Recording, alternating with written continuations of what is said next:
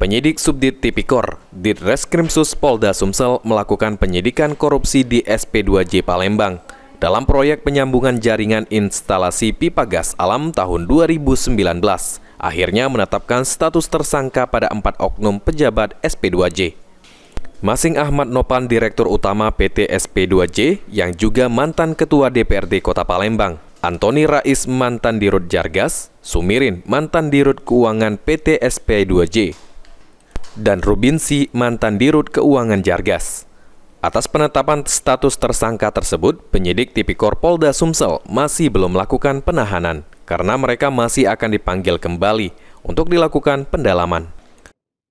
Telah menetapkan 4 tersangka, yakni Haji AN, kemudian Haji AR, kemudian SU dan RU.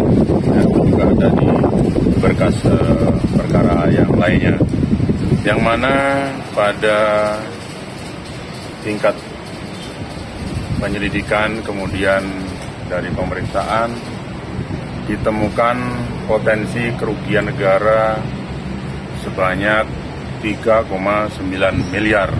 Terhadap 4 orang tersangka ini apakah dilakukan penahanan atau tidak? Sementara ini belum, nanti akan kita lakukan pemeriksaan kembali untuk pendalaman karena penahanan itu menjadi kewenangan dari penyidik.